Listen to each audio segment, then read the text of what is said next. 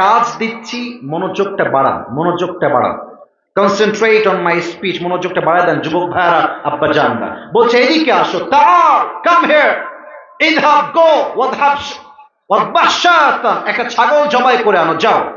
ওয়াখরিজ মিনহা আতইয়াবা মুযগাতাইন, এবং ছাগল থেকে সবচাইতে পবিত্র অংশ কেটে নিয়ে আসো।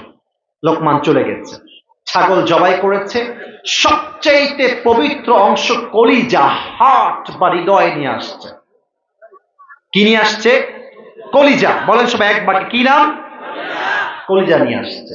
বলছি মাশাআল্লাহ, ঠিক আছে, এবার যাও। ওয়াদবাহ শাতান, একটা বকরি জবাই করবা, এবং ওয়াখরিজ মিনহা আখবাতা মুযগাতাইন, এবার সবচেয়ে পবিত্র অংশ নয়, নাপাক অংশ নিয়ে আসবা। লোকমান আবার গিয়েছে, ছাগল জবাই করেছে, এবার সবচেয়ে নিকৃষ্ট অংশ আবারও কলিজা কেটে আনছে। লোকমান হাকিমের মালিক বলছে, লোকমান তোমার বুদ্ধি তো খুব বেশি একটা ভালো না। আগে বললাম পবিত্র অংশ, তাও আনলা কলিজা, এবার বললাম সবচেয়ে পবিত্র অংশ, তাও আনলা কলিজা। তুমি তো আসলে বুদ্ধিমান নও, তুমি তো বোকার ঘরের বোকা।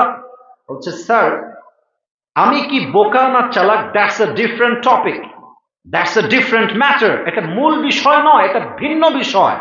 বাট সত্য কথা হচ্ছে, প্রতিটা মানুষের দেহে একটা অংশ আছে, এই অংশ পবিত্র, পুরো দেহটা পবিত্র। এই অংশ অপবিত্র, পুরো দেহটাই অপবিত্র। এটার নামই হচ্ছে আত্মা। ঠিক কিনা বলেন? The Prophet says the same thing in Hadith, ala inna fil jasadi mudghah idha saluhat saluhatil jasadu kull wa idha fasadat fasadatil kull। যার আত্মা শুদ্ধ তার পুরো দেহ পবিত্র, যার আত্মা নাপাক তার পুরো দেহটাই নাপাক। ঠিক কিনা বলো?